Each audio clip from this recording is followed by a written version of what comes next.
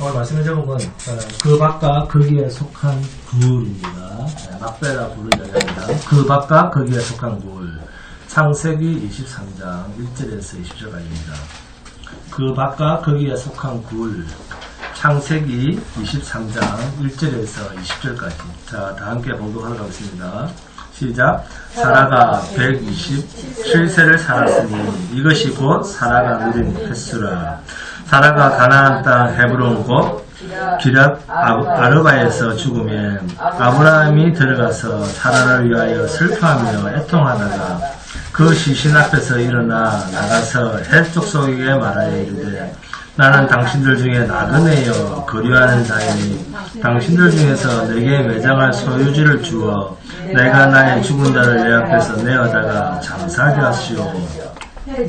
헬 족속이 아브라함에게 대답하여 이르되 내 주여 들으소서. 당신은 우리 가운데 있는 하나님이 세우신 지도자이시니 우리 묘실 중에서 좋은 것을 택하여 당신의 죽은 자를 장사하소서. 우리 중에서 자기 묘실에 당신의 죽은 자 장사함을 금할 자가 없으리이다.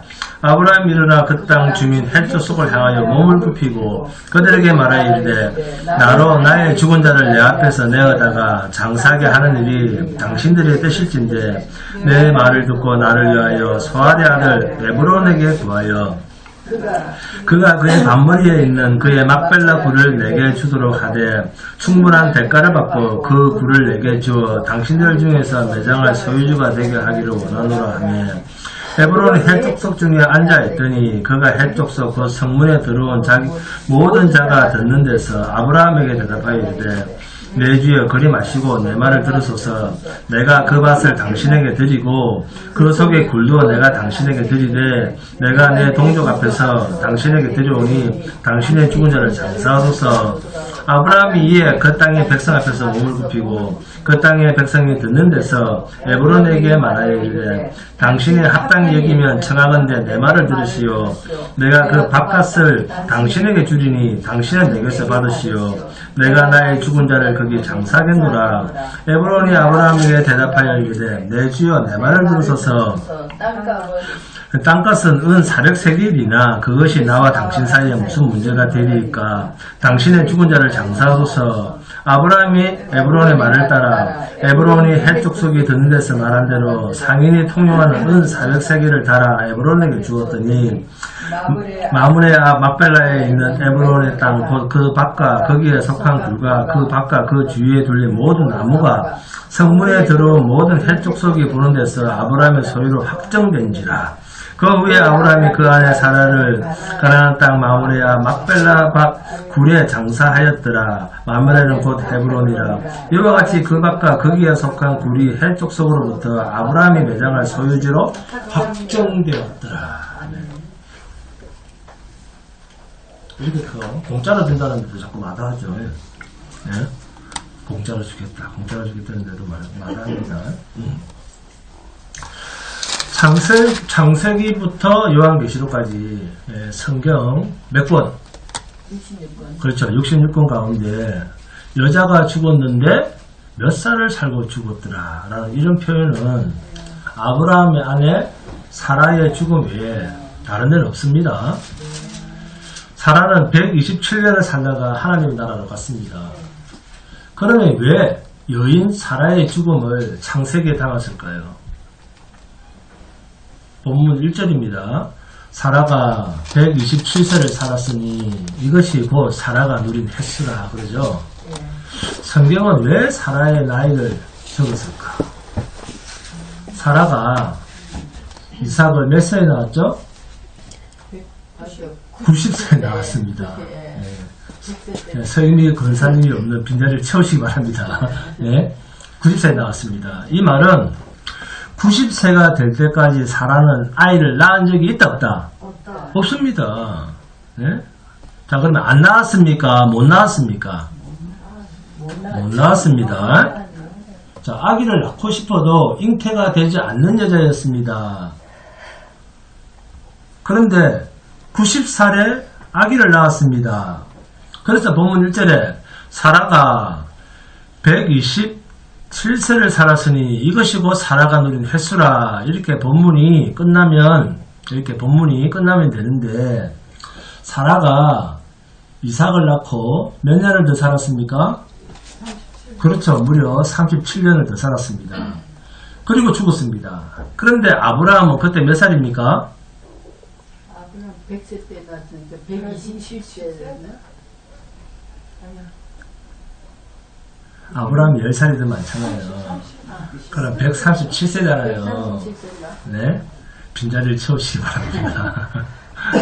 자, 그런데 그때 아브라함은 아내 사라가 죽고 난 뒤에 그두라라고 하는 여인 후처를 얻습니다. 사라가 죽은 후에. 자, 근데 자, 새 장가를 들었다 그 말입니다. 네. 그리고는 후처 그두라로부터 6 아들을 낳습니다. 그러면 아브라함이 불임의 원인이었습니까? 아니죠. 아니죠. 그러면 무엇을 이야기하고 싶은 것일까요? 사라는 뭐였다? 성녀였다는 것입니다. 그죠? 불임 여성이었다 그 말이에요. 아기를 낳을 수 없는 여자였다 그 말입니다. 그런데 하나님은 이 아기를 낳을 수 없는 여자를 도구로 선택해서 거기에 하나님의 약속을 담고 거기에 하나님의 자녀, 하늘의 별과 같이 바닷가의 모래와 같이 많은 자손을 약속하신 것입니다. 자, 그러면 이 약속은 누구를 통해서만 성취될 수 있다? 하나님으로만 성취될 수 있다는 이야기입니다. 그래서 유일한 여자의 나이, 아브라함의 아내 사라의 죽은 나이를 기록한 것입니다. 아기를 낳을 수 없는 여자가 아기를 낳았으니까 동정녀 마리아랑 뭔가 비슷하죠.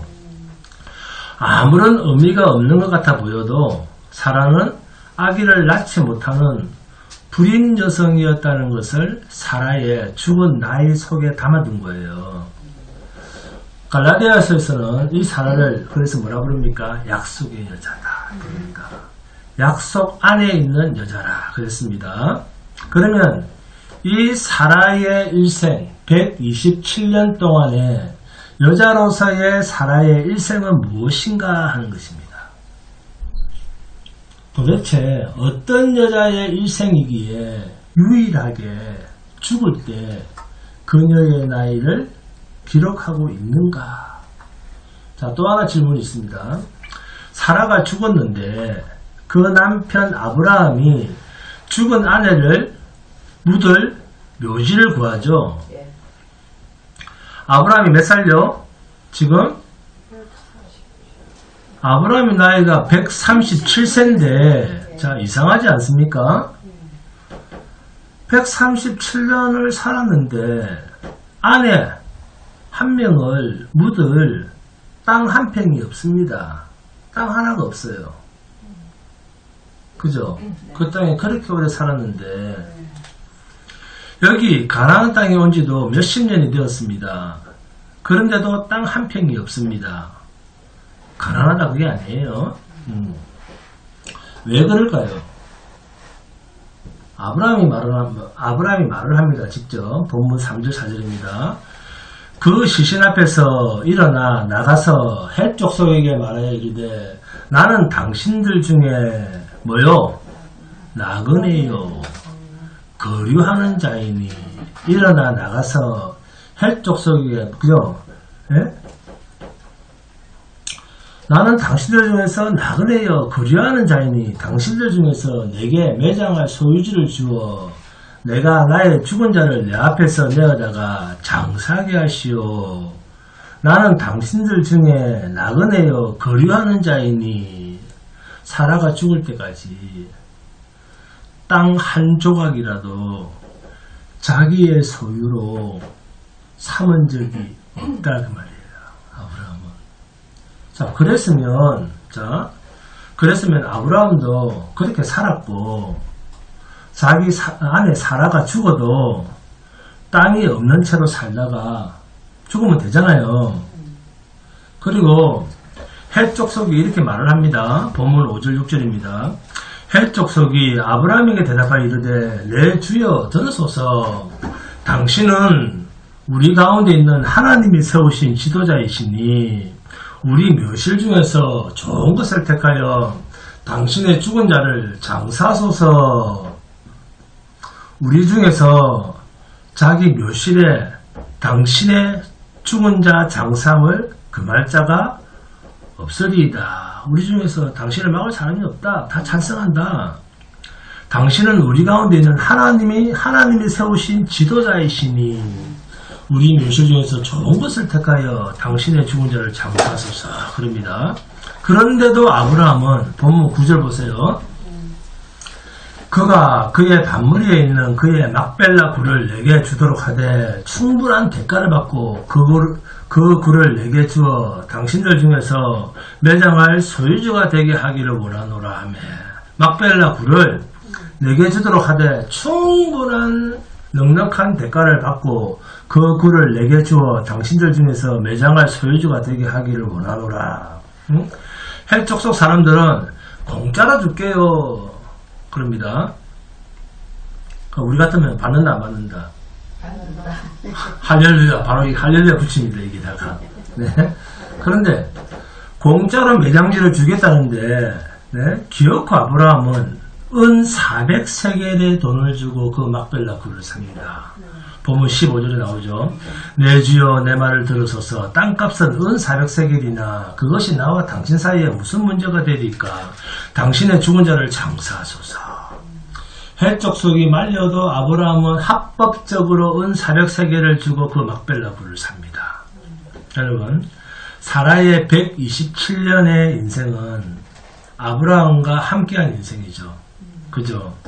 이 말은 아브라함이 하나님으로부터 약속의 말씀을 받고 또 하나님으로부터 아름다운 믿음의 훈련을 받을 때 안에 살아도 똑같이 훈련의 과정에 담겼던 여인입니다. 그죠? 똑같이 훈련을 받았어요. 아내도 같이 사니까 훈련을 같이 받게 됩니다. 갈대아 우르라는 그 고향 땅, 살기 든든한 그 고향 땅을 떠나면서부터 이러한 약속의 백성으로서의 믿음의 여행을 시작할 때 사라는 그 남편 아브라함과 똑같이 함께한 생명입니다. 남편 아브라함이 죽을 위기에 처할 그러한 지경에도 반드시 아내 사라는 동행하고 있었어요. 함께. 네. 그런데 위기가 처할 때마다 정작 자기 남편 아브라함은 자기 한 목숨 자기만 살려고 자기 한 목숨 살아보려고 아내 사라를 누이 동생이라 같이 입을 맞춰서 남을 속여가면서 그 위기를 탈출하려고 하는 그럴 때에도 그녀는 남편을 하나님의 약속을 그렇게 쉽게 저버리고 자기 한 목숨 살겠다고 아내의 자기를 그렇게 쉽게 배신하는 것처럼 보이는 그러한 상황 속에서도 사라는 남편인 아브라함을 불신하고 아이고 저 사람 믿고 살다가는 언젠가는 내가 어느 집안에 귀신이 될지도 모르겠다. 노예처럼 이리저리 팔려다닐지도 모르겠다. 그렇게 느껴지는 상황 속에서도 남편 아브라함 한 명으로 일평생 결혼 생활을 끝낸 사람입니다. 이 부분이 아주 중요한 메시지입니다. 왜요? 이러한 아브라함의 아내 사라를 두고 베드로 사도는 베드로전서 3장 5절과 6절 함께 보도록 합니다. 베드로전서 3장 5절과 6절입니다.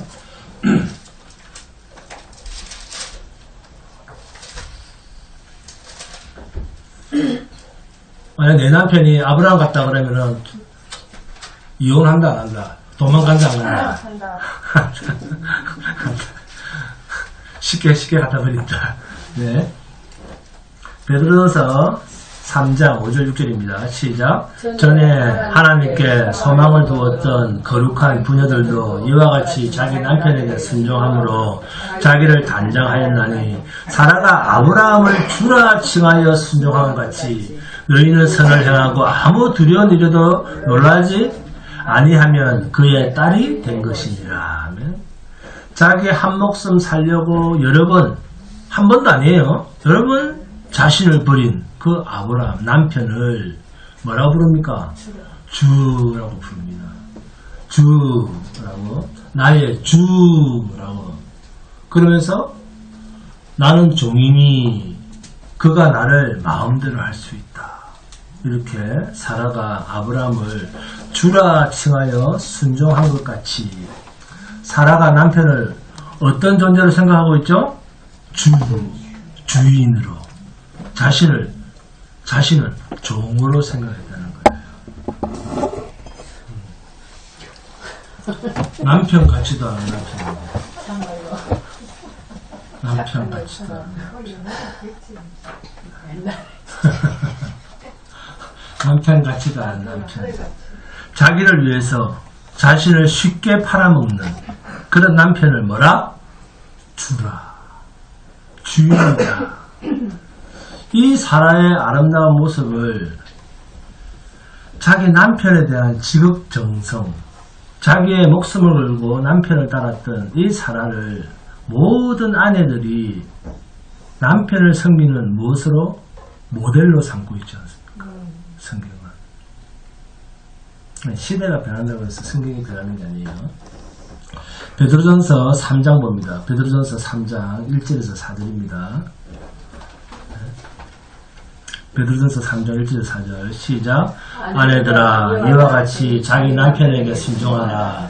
이는 혹 말씀을 순종하지 않는 자라도 말로 말미암지 않고 그 아내의 행실로 말미암아 구원을 받게 하려 하느니 너희의 두려워하며 정결한 행실을 봄이라. 너희의 단장은 머리를 꾸미고 금을 차고 아름다운 옷을 입는 외모로 하지 말고 오직 마음에 숨은 사람을 온유하고 안정한 심령에 썩지 아니할 것을 하라. 이는 하나님 앞에 값진 것이니라. 아멘. 같이 예수를 믿지 않는 남편이라 할지라도 남편에게 순복하랍니다. 물론 예수 믿지 말라는 그런 남편 말까지 고분고분 말 잘 들으라 그런 말은 아닙니다. 여기서 말하는 남편의 말에 순종하라고 하는 것은 아내가 남편을 마음대로 흔들지 말라는 것입니다. 물론 남편은 무소불위의 권력을 가지고 네 멋대로 해라 그런 말이 아니에요. 베드로전서 3장 7절입니다. 남편들아 이와 같이 지식을 따라 너희 아내와 동거하고 그를 더 연약한 그릇이요 또 생명의 은혜를 함께 이어받을 자로 알아 귀히 여기라. 이는 너희 기도가 막히지 아니하게 하려 함이라. 그럽니다. 또 생명의 은혜를 함께 이어받을 자로 알아 귀히 여기라. 성경이 남편과 아내의 관계를 교훈하면서 왜 사라를 예로 들고 있는지 아시겠습니까? 아브라함을 믿음의 조상으로 만드는 그 자리에까지 사라를 어떻게 말씀하고 있습니까? 창세기 17장 16절에 내가 그에게 복을 주어 그가 내게 아들을 낳아주게 하며 내가 그에게 복을 주어 그를 여러 민족의 어머니가 되게 하리니 민족의 여러 왕이 그에게서 나리라. 아멘. 아브라함은 여러 민족의 아버지, 사라는요 여러 민족의 어머니 라고 성경을 말씀합니다. 대등한 위치임을 하나님은 말씀하고 있어요. 그런데도 아브라함을 사라는 주라고 이야기를 하고 있습니다. 서로 대등한 관계인데도. 네? 이게 이제 영적 질서라는 거예요. 서로 대등한 관계인데도 주라고 이야기를 하고 있습니다. 아내가 남편의 다스림을 받는 것이 인간이 타락한 이후에 하나님께서 허락하신 영적 질서입니다. 남편이 아내를 다스리고 남편이 아내를 주인처럼 순종시키는 그런 자리에 아내가 있다고 해도 주종관계처럼 되어 있다고 해서 아내는 낮은 자요 남편은 높은 자다 그런 말이 아니고 하나님께서 타락한 인간에게 내리신 질서, 영적 질서라는 거예요. 하나님께서 각자에게 준 자리라는 것입니다. 너는 아내의 자리, 너는 남편의 자리. 이런 영적 질서의 자리예요. 그래서 이걸 가지고 기분 나빠할 이유가 없습니다. 역할이라는 거예요. 역할이라는 겁니다. 왜 하나님은 사라와 같은 불임 여성을 선택해서 약속의 자녀를 약속하셨을까요? 하나님의 약속의 자녀는 사람이 낳아서 되는 자식이 아니다라는 메시지입니다. 하나님이 낳아야 되는 문제다 그 말이에요. 네? 요한복음 1장 13절입니다. 이는 혈통으로나 육정으로나 사람의 뜻으로 나지 아니하고 오직 하나님께로부터 난 자들이니라. 그래서 이제 사라를 택하는 겁니다. 불임 여성을. 자, 이제 사라가 죽었습니다. 그러자 아브라함이 창세기 23장 말씀대로 슬퍼하며 애통해 하다가 헷 족속에게로 가서 아내 사라를 장사 지낼 굴을 구합니다. 수십 년을 그 가나안 땅에서 살았건만 땅 한 평도 굴 하나도 사두지 못했다는 것입니다. 사지 않았다는 거예요. 그래서 창세기 23장 4절에서 나는 당신들 중에 나그네요 거류하는 자 아닙니까? 히브리서 11장 봅니다. 히브리서 11장 11절에서 16절 하게 봅니다. 히브리서 11장 11절에서 16절입니다.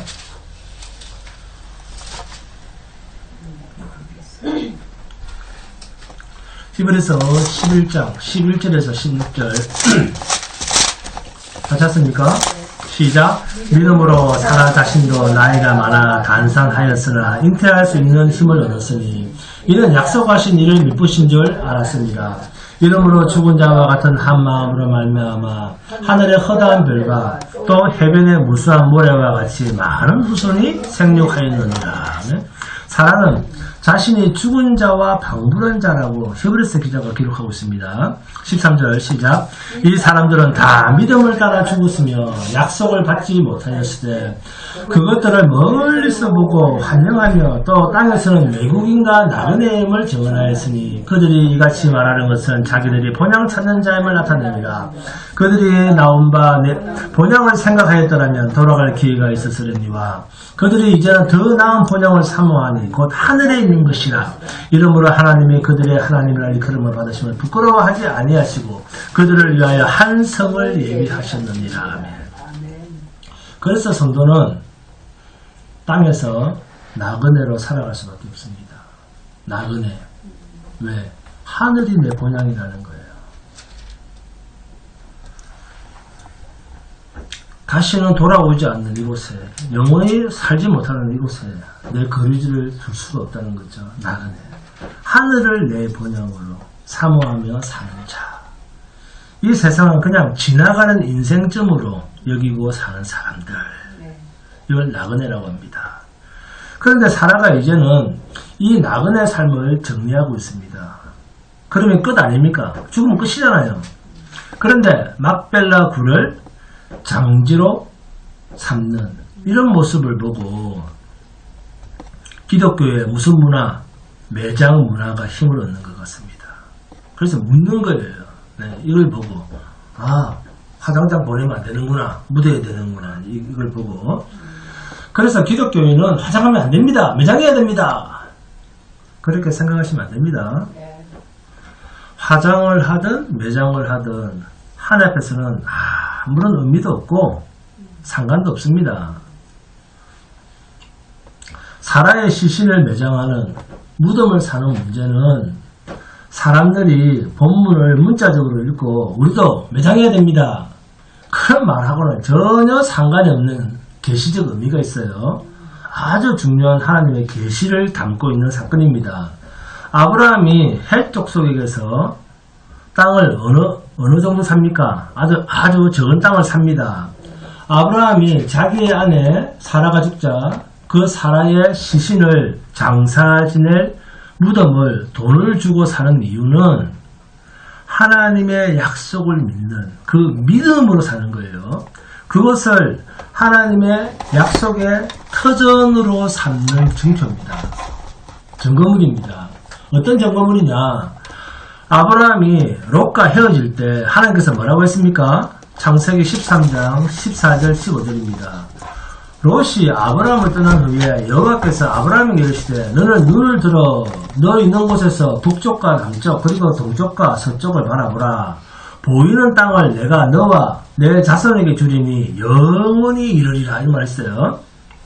아브라함은 이 약속을 믿는 믿음으로 사라가 죽었음에도 불구하고 죽고 흙으로 돌아가고 뭐 그게 아니라 그 땅을 돈을 주고 샀다는 것은 이 땅은 내 후손 대대로 내가 거하고 우리 후손이 거해야 되는 땅으로 사는 겁니다. 붙드는 것입니다. 왜?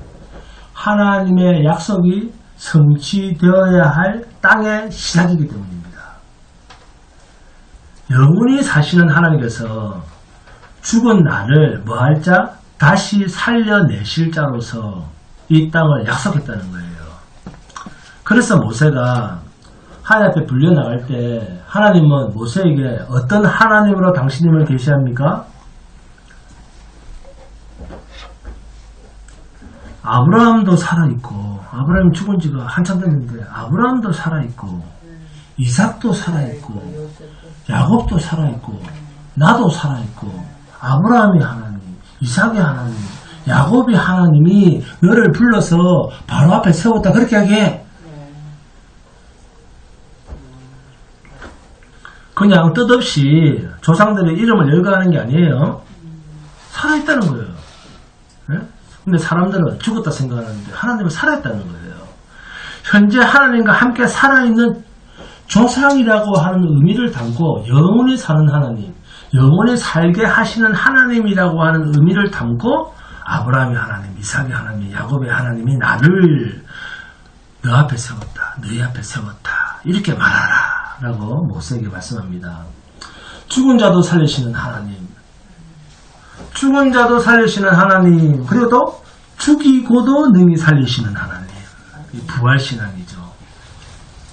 그리고 완벽한 법적 지위를 얻기 위해서 아브라함이 값을 치릅니다. 돈을 주고 삽니다. 뿐만 아니라 값을 치르는 이유는 하나님의 약속 안에 들어오는 이 세상의 모든 것은 반드시 값을 치른다는 것입니다.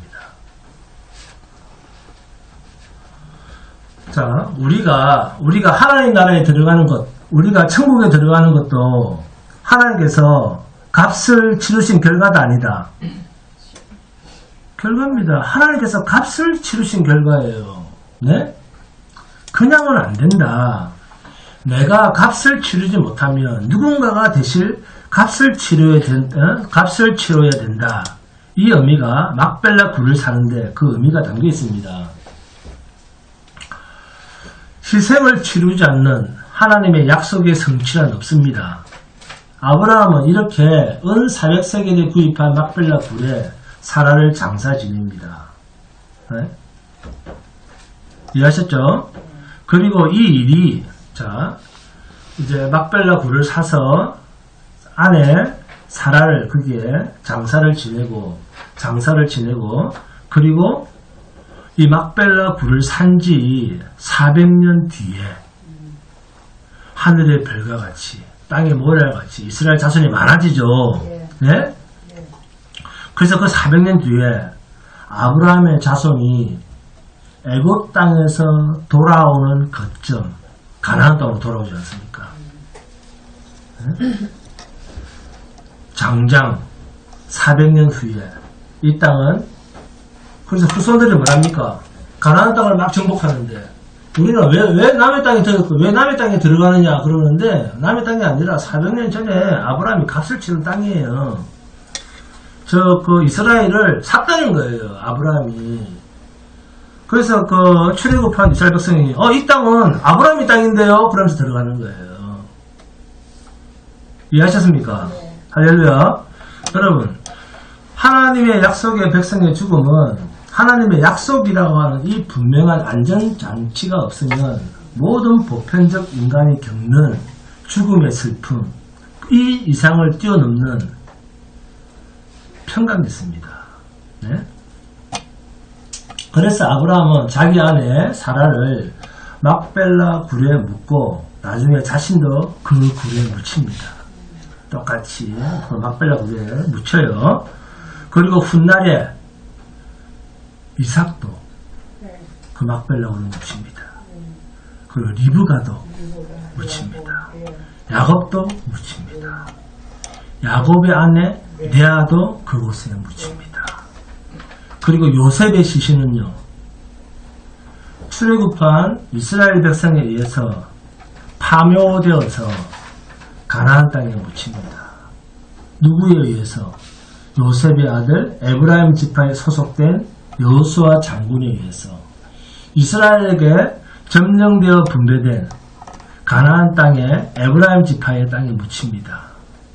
요셉이 자기의 아들인 에브라임 지파의 땅에 묻힌다는 사실을 하나님께서 자기의 조상 아브라함에게 이 가나안 땅을 주겠다고 하는 그 약속이 완전히 성취되었다라고 하는 마지막 증표가 됩니다. 이제는 가나안 땅 전체가 아브라함의 소유라고 하는 확증이 요셉이 자기 아들의 땅 에브라임 지파의 땅에 묻힘으로써 만천하의 공표가 되는 것입니다. 그렇게 요셉이 죽는 장면이 창세기 50장 마지막을 장식하면서 창세기가 끝이 납니다. 이렇게 아브라함이 산 땅 막벨라 굴의 의미가 계시적 의미로 담겨 있습니다. 가나안 땅 절대 남의 땅 아닙니다. 가나안 땅은 누가 돈 주고 샀다고요? 아브라함이 돈 주고 산 땅입니다. 내 땅, 우리 땅, 우리 믿음의 조상 아브라함이 값주고 산 땅입니다. 믿음의 조상 아브라함이 비싸게 값주고 산 땅입니다. 그러면 야곱의 경우를 보겠습니다. 야곱이 애굽 땅에서 뭐라고 이야기를 하는지 보겠습니다. 자, 창세기 49장 29절에서 33절입니다. 함께 볼 겁니다. 창세기 49장 29절에서 33절입니다.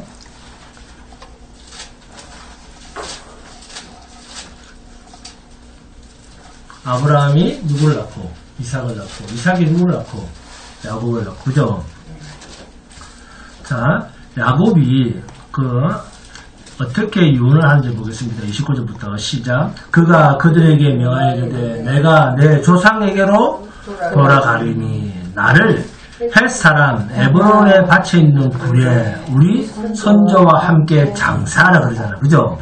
이 굴은 가나안 땅 마므레 앞 막벨라 밭에 있는 것이라. 아브라함이 헷 사람 에브론에게서 밭과 함께 사서 그의 매장지를 삼았으므로 아브라함과 그의 아내 사라가 그게 장사되었고 이삭과 그의 아내 리브가도 그게 장사되었으며 나도 레아를 그곳에 장사하였노라.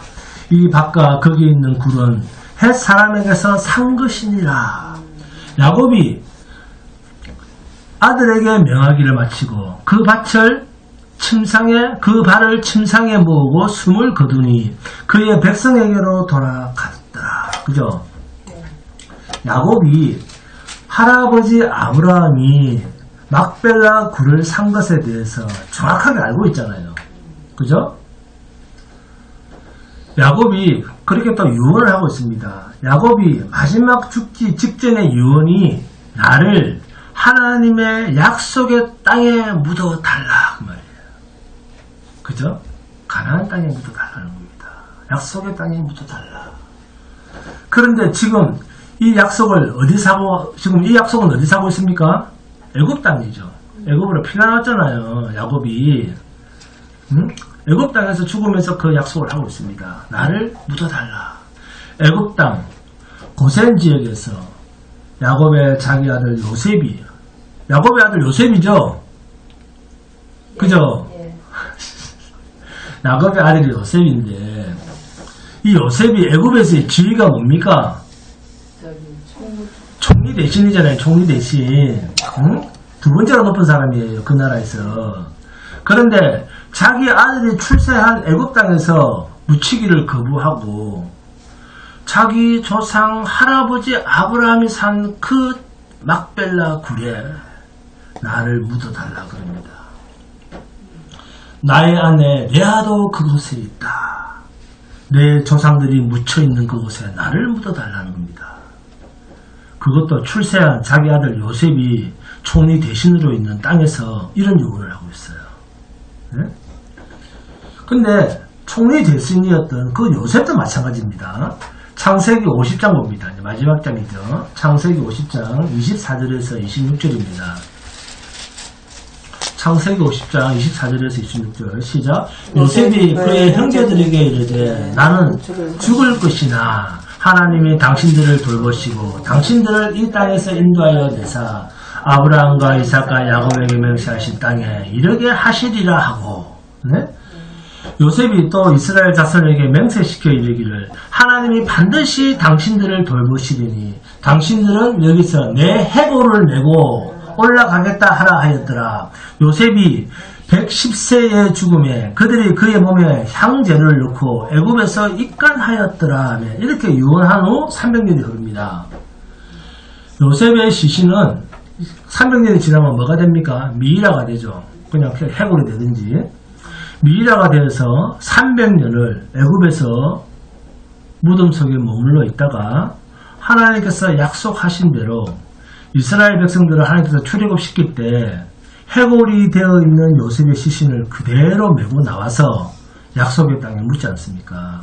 소원하던 그 가나안 땅에 묻는 이스라엘 백성들의 마음을 여러분이 성경을 읽으면서 이해하셔야 됩니다. 읽으셔야 됩니다. 그들은 아무리 이 세상에 부귀영화가 있어도 권세가 있어도 이 세상에는 머무르고 싶은 마음이 있다 없다? 없다는 것입니다. 뿐만 아니라 지금은 우리가 애굽 땅에 종으로 와서 노예로 와서 그 땅에서 살아도 반드시 하나님은 이 애굽 땅에서 우리를 건져서 자유의 땅, 하나님이 젖과 꿀이 흐른다고 하셨던 그 땅, 약속의 땅으로 우리를 반드시 들이신다는 그 약속을 믿는 믿음이 총리 대신의 신분이든 노예 신분이든 종의 신분이든 상관없이 변하지 않고 있다는 사실을 우리가 성경을 통해서 읽어야 됩니다. 결국 아브라함이 하나님으로부터 약속을 받은 지 430년이 흐른 후에 이스라엘 백성들이 출애굽을 합니다. 그때 출애굽하던 이스라엘 백성들이 300년 전에 유언했던 요셉의 미라를 메고 홍해바다를 건너서 광야로 나오지 않습니까? 단순히 유언했기 때문에 약속을 지켰을까요? 아닙니다. 그 요셉의 유언 속에 담겨있는 하나님의 약속을 믿는 믿음이 이스라엘 백성들에게는 있었기 때문에 요셉의 시신을 들고 나온 거예요. 네? 하나님이 약속하신 땅을 다 정복했다라고 하는 것이 여호수아서입니다. 그 마무리가 세상에서 종되었던 하나님의 자기 백성, 그 실체의 모델이었던 요셉의 미라를 하나님의 약속의 땅, 가나안 땅에 묻는 것으로 하나님의 약속이 성취되었다라고 하는 생생한 증거물이 되는 거예요. 마침표가 되는 겁니다. 하나님의 약속은 약속을 받은 당사자가 죽어도 하나님의 약속은 계속됩니다. 근데 아브라함은 실제로 아브라함 하늘의 별과같이 모래와 같이 자기 자손을 보지 못했어요. 그죠? 그런데 이 아브라함이 죽은 이후에 하나님의 약속이 성취가 되잖아요. 그죠? 430년 후에. 그래서 아브라함이 헷족속에게 막벨라 굴을 산 것은 앞으로 이 땅은 하나님이 약속하신 대로 내게 완전히 주실 것이다 라고 하는 것을 믿고 산 열매입니다. 400세겔의 돈을 주고 사는 것은 반드시 하나님의 약속이 이 땅에서 이루어진다는 것을 믿는 믿음의 정표가 돈을 주고 사는 것이었습니다. 성도는 죽음을 뛰어넘는 하나님의 영원한 약속의 말씀에 붙들려 있는 존재입니다. 세상 사람들한테는 죽음이란 뭡니까? 그냥 끝이에요. 끝. 사람이 죽으면 끝이지 뭐. 그럽니다. 그러나 성도에게는 죽으면 끝이 아니다. 죽으면 끝이 아닙니다. 성도는. 아브라함이 죽은 아내의 시신을 묻기 위해서 막벨라 굴을 엄청난 돈을 주고 사는 장면만 봐도 이해가 되지 않습니까? 그래서 시편 116편 15절을 보시면 그의 경건한 자들의 죽음은 여호와께서 보시기에 귀중한 것이로다 그럽니다. 성도의 죽음은 하나님께서 귀히 보십니다. 성도가 죽는 것을 여호와께서는 귀중히 보시는도다. 요한계시록 14장 13절을 보셔도 또 내가 들으니 하늘에서 음성이 나서 이르되 기록하라. 지금 이후로 주 안에서 죽는 자들은 복이 있도다 하시매 성령이 이르시되 그러하다. 그들이 수고를 거치고 쉬리니 이는 그들의 행한 일이 따름이라 하시더라. 주 안에서 죽는 자들은 복이 있도다. 하나님의 약속 안에 그리스도 예수 안에 예수 그리스도를 믿는 믿음으로 죽는 사람은 복 있는 죽음입니다. 왜요? 하나님이 귀하게 보시는 죽음입니다.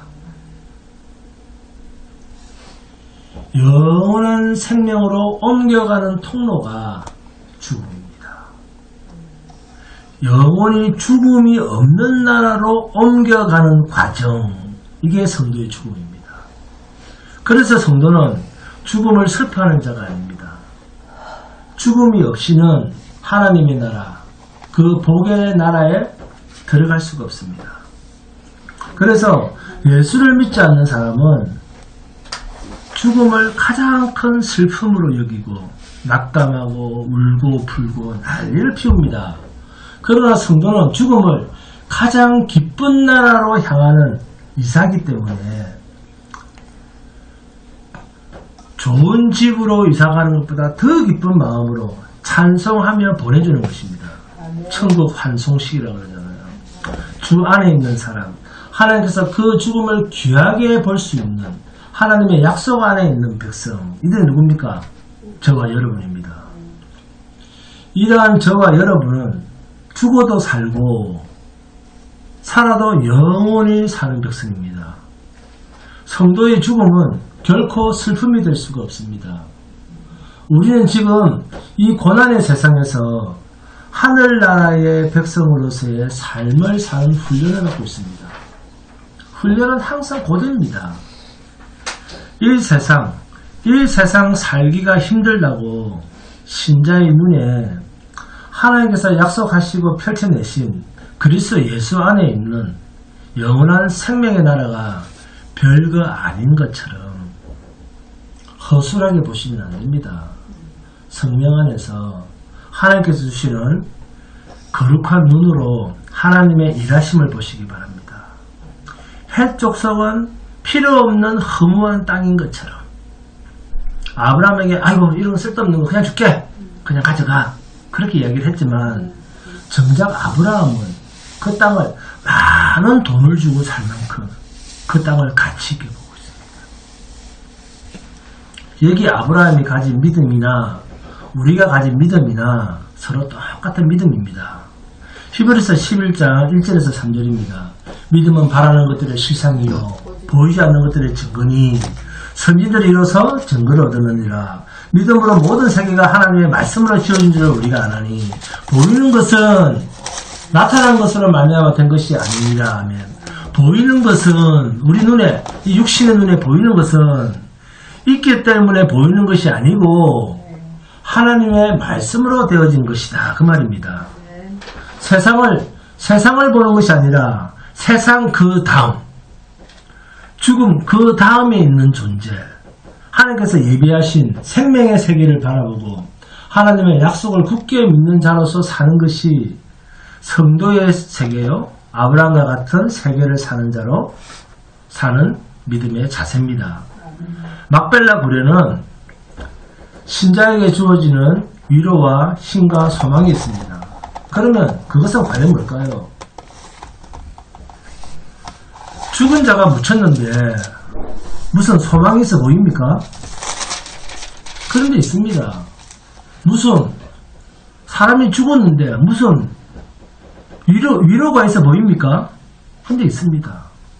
사람이 죽었는데 무슨 능력이 있어 보입니까? 그런데 있습니다. 죽었는데 능력이 있어 보여요. 해적 속과 세상 사람들은 숨도 못 쉬고 이제 말도 못하고 이제 아무것도 할 수 없는 죽은 시신이 묻힌 곳, 그곳은 죽음뿐이다 이렇게 이야기를 합니다. 세상 사람들은. 그래서 세상 사람들은 그것을 보고, 죽음을 보고 탄식과 낙심과 절망을 합니다. 그러나 성도는 죽음을 내가 가야 할 본향으로 생각을 합니다. 그래서 우리는 축하하며 찬송을 합니다. 이 기독교만 찬송을 합니다. 사람이 죽었는데. 네? 죽은 자를 받으셔도, 네? 죽은 자를 받으셔서 도로 살리시는 하나님. 하나님은 죽은 자를 받자마자 도로 살리십니다. 네? 영원히 거룩한 존재로 새로 나게 하시는 하나님. 죄된 인간을 거룩한 존재로 영원히 사는 존재로 다시 만들어버립니다. 이게 바로 부활신앙입니다. 사라의 시체를 묻을 그 땅을 엄청난 돈을 주고 산 이 아브라함이 그 땅을 사는 그 모습 속에서 죽음을 뛰어넘는 하나님의 약속이 성취될 것임을 바라보는 이 부활신앙이 담겨있는 그 믿음의 사건입니다. 이곳을 떠나지 않고 하나님은 반드시 나를 영원히 살 땅으로 약속하셨다라는 것을 믿는 믿음으로 죽은 시신을 매장하는데 그냥 사용하라는 그 말을 기어코 돈을 줘서 자기 것으로 만드는 이 아브라함, 하나님의 약속을 믿는 분명한 아브라함의 이 믿음이 발견되지 않습니까? 그런데 이게 아브라함에서 끝이 납니까? 아닙니다. 손자한테도, 이삭도, 손자 야곱도, 증손자 요셉까지 이어지는 하나님의 약속에 대한 분명한 신뢰가 이 믿음의 조상들에게서 보이지 않습니까? 이것이 하나님께서 우리에게 주신 똑같은 믿음입니다. 동일한 믿음입니다. 우리가 이 험한 애국 같은 세상을 살아도 하나님은 반드시 이 애국 같은 세상에서 약속의 땅으로 우리를 출애굽시킨다고 하는 하나님의 약속을 믿는 믿음으로 이 세상에서 끝나는 인생이 아니라고 하는 그 믿음으로 야곱과 요셉이 눈을 감을 때도 자신을 하나님의 약속에 맡기는 것을 보면서 자신을 하나님의 약속에 다 맡겨버리잖아요. 그죠?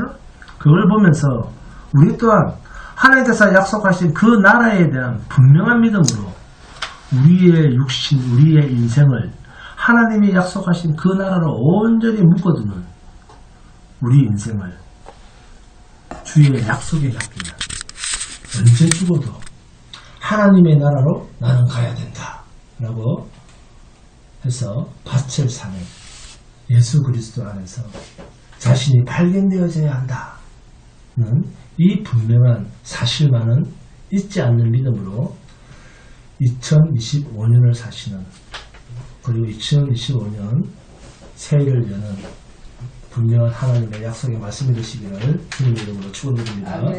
그럼 찬송합니다.